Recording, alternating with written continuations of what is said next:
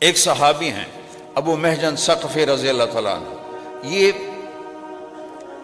بہت بڑے صحابی ہیں، تو شراب کی عادت نہیں چھوٹی ان سے، کئی دفعہ ان کو حد لگی، کوڑے لگے، پھر پینا شروع کر دیتے تھے۔ تو حضرت سعد نے حضرت عمر کو لکھا کہ میں ابو محجن کا کیا کروں؟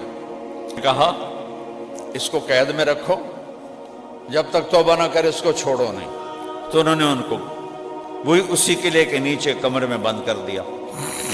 ایرانی کو پلہ بھاری ہونے لگا تو ابو محجن تڑپ رہے کمرے میں کہ یا اللہ میں کیا کروں؟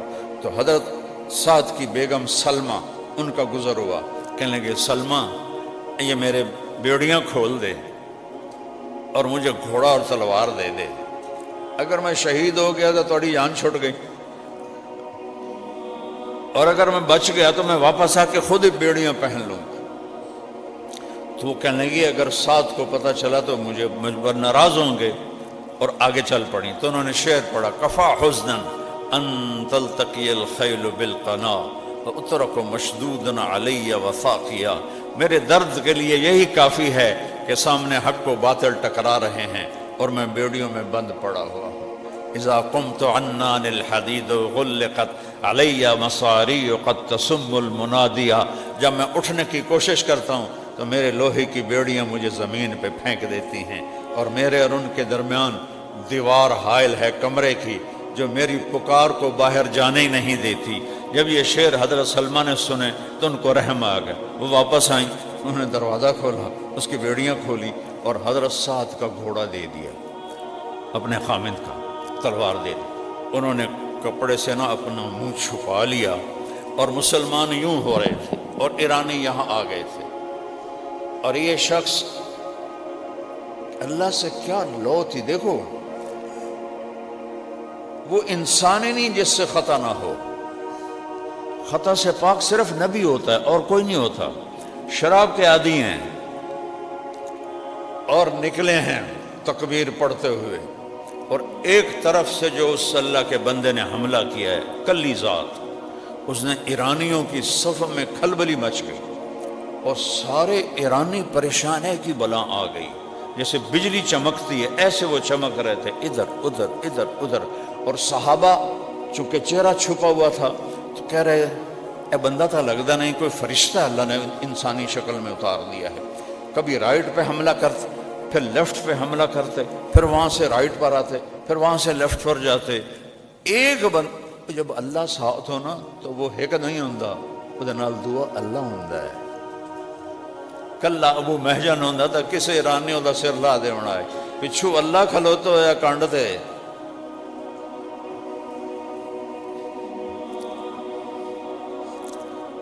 تو وہ اس قدر کھلبلی مچی کہ ایرانی پیچھے ہٹنا شروع ہو گئے۔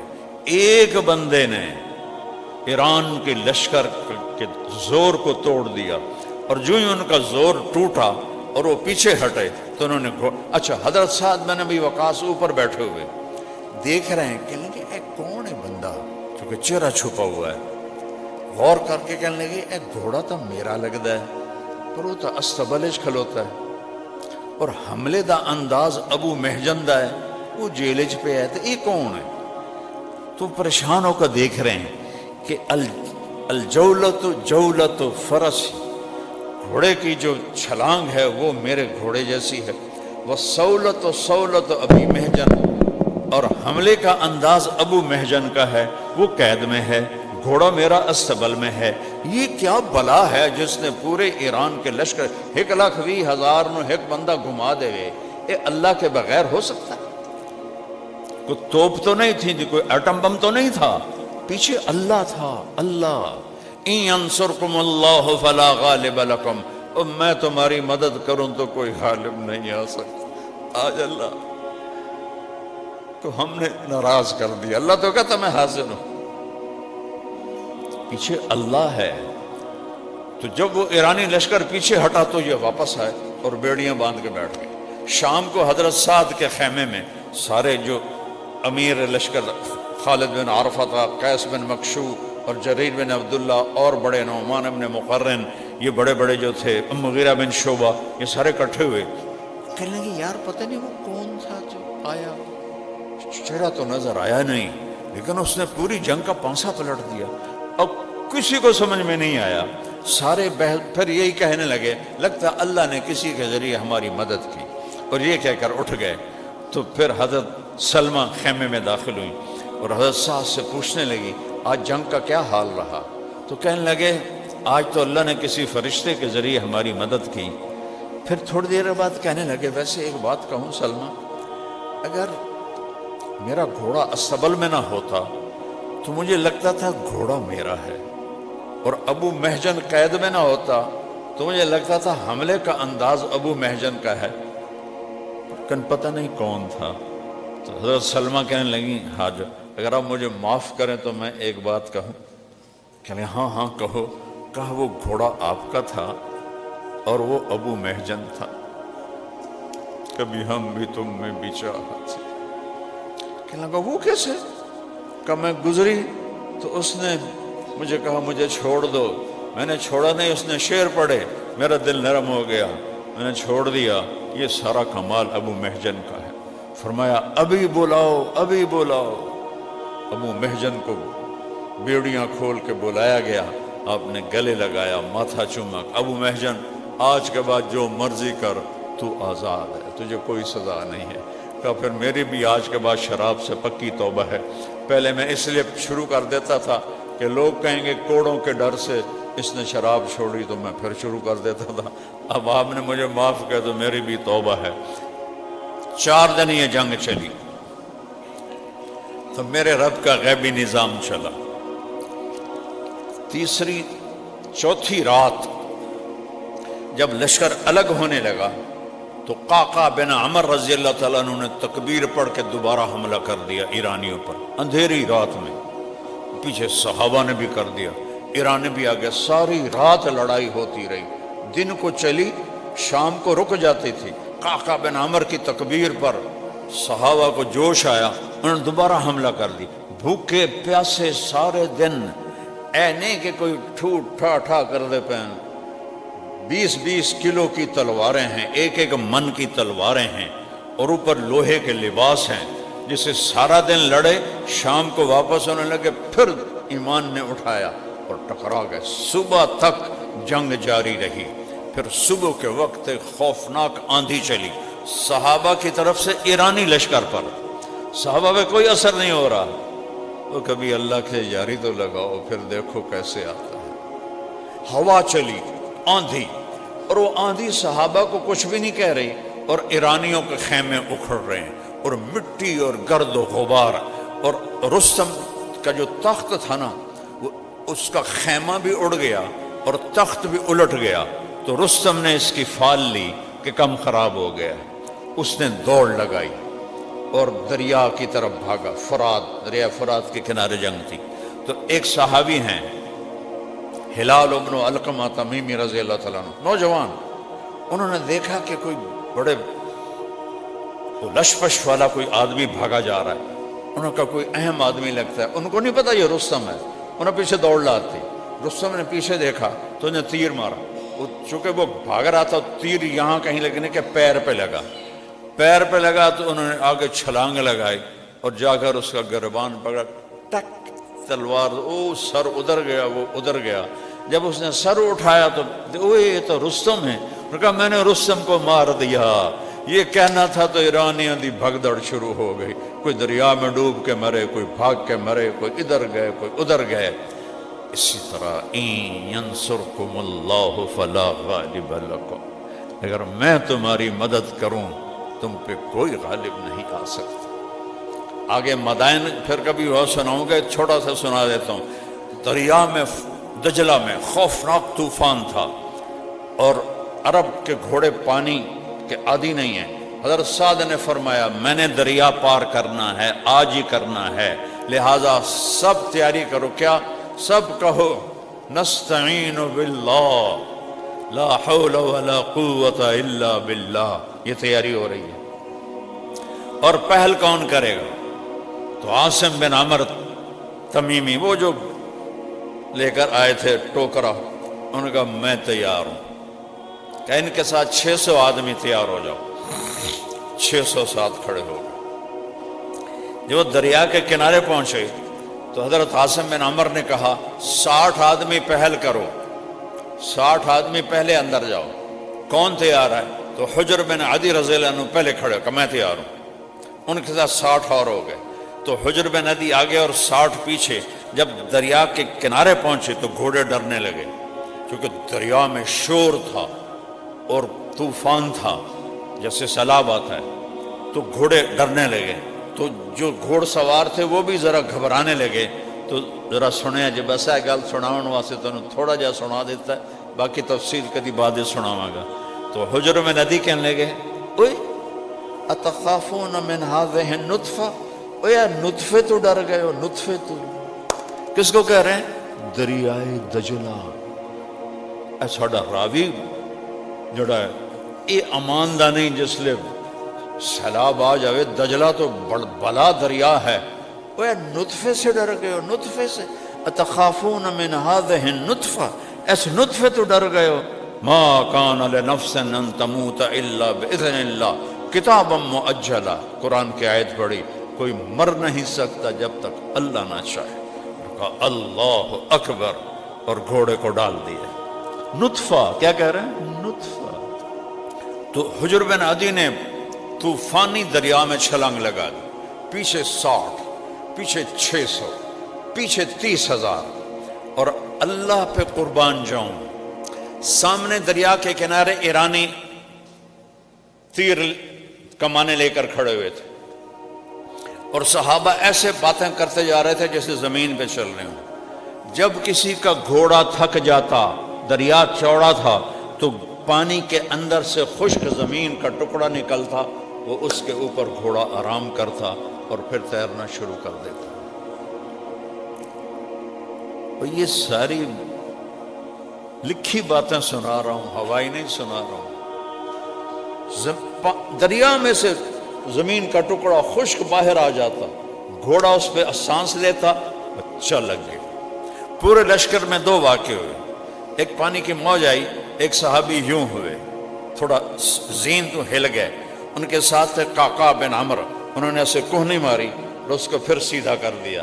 تو سعد بن ابی وقاص دیکھ رہے تھے، کہنے لگے مائیں عاجز ہیں، قعقاع جیسا بچہ پیدا کریں۔ اور ایک صحابی تھے، ان کا جو پیالہ تھا نا رسی سے بندھا ہوا، پانی کی موج سے رسی ٹوٹ گئی، پیالہ ادھر چلا گیا۔ دوسرے نے کہا لگتا تیری نیت بدل گئی ہے، تاں تیرا نقصان ہے۔ اس کہ اللہ دی قسم ہے میری نیت کوئی نہیں بدلی، یہ ہو ہی نہیں سکتا کہ میرا پیالہ ضائع ہوئے۔ یا اللہ، ذرا گل سنا جی، یا اللہ اب میں ہی تینوں ملیا میرا پیالہ کھڑی جاوے۔ کیا کمال کی بات، یا اللہ میں ہی تینوں ملیا میرا پیالہ کھڑی جاوے اور میں قربان جاؤں۔ جب وہ دریا، اب دیکھو نا یہ پانی یہ جا رہا ہے، پیالہ لکڑی کا ہے تو یہ جا رہا ہے، لیکن جب انہوں نے دریا پار کر کے کنارے پہ قدم رکھا تو لکڑی کا پیالہ آگے پڑا ہوا تھا، ان سے پہلے وہاں پڑا ہوا تھا۔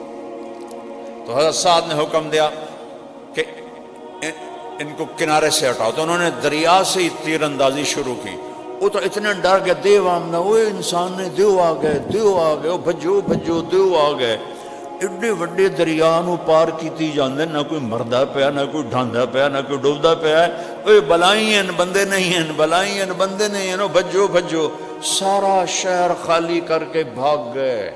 جب حضرت سعد کا لشکر داخل ہوا، پورا مدائن خالی پڑا تھا، اور نوشیروان کا سفید محل خالی خزانوں سے بھرا ہوا، اور وہ سب خزانے میرے رب نے صحابہ کے قدموں میں ڈال دیے۔ لو ان تصبروا وتتقوا لا يضركم كيدهم شيئا ان اللہ بما يعملون محیط۔ 2 کام تسی کر دیو، ایک صبر تے ایک تقوی، پھر ویکھیا جے میں آمدہ کیویں ہاں۔ اللہ نے آ کے دکھایا، سارے خزانے کٹھے ہوئے۔ ایک جگہ ایک ہرن ایسے پاؤں کر، ہرن کا بت بنا ہوا تھا، ہاتھ اس نے ایسے کیا ہوا تھا، اگلا ایسے۔ تو حضرت سعد رضی اللہ عنہ فرمانے لگے یہ جو ایسے ہاتھ کر رہا ہے مجھے لگتا ہے کوئی اشارہ ہے۔ اللہ نے جب دینا ہو تو جس طرح وہ اشارہ کر رہا تھا کہا یہاں کھدائی کرو، کھدائی کی تو نیچے سے 100 خزانے نکلے، 100 کمرے خزانوں کے بھرے ہوئے۔ 400 سال حکومت کی تھی آل ساسان نے، 224 عیسوی سے لے کر 651 عیسوی تک، تو یہ 400 سال کے خزانے اس میں تھے، جو اللہ نے وہ اس اشارے کو حضرت سعد سمجھے اور حضرت عمر کے سامنے لا کر ڈھیر کر دیے۔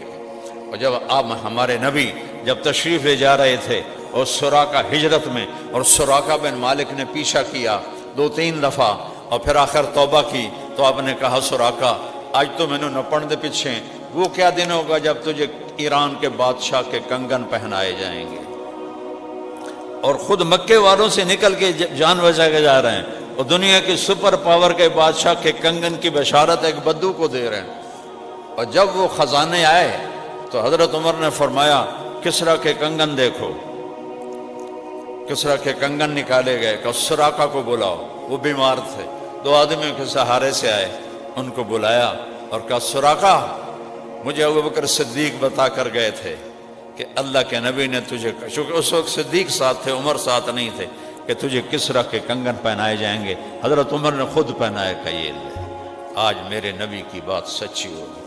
پھر چونکہ سراقہ کا قد لمبا تھا، کہ وہ کسریٰ کا لباس بھی لاؤ، وہ لباس لائے، وہ سراقہ کو پہنایا اور کہا ساڈا بادشاہ ہے۔ اس کو مسجد میں ادھر پھر آیا، ادھر پھر آیا، کہ یہ وہ خزانے ہیں جب لوگوں نے اللہ کی نافرمانی کی تو اللہ نے دوسری قوموں کو مالک کذالک وَأَوْرَثْنَاهَا قَوْمًا آخَرِينَ فَمَا بَقَتْ عَلَيْهِمُ السَّمَاءُ وَالْأَرْضُ وَمَا كَانُوا مُنظَرِينَ۔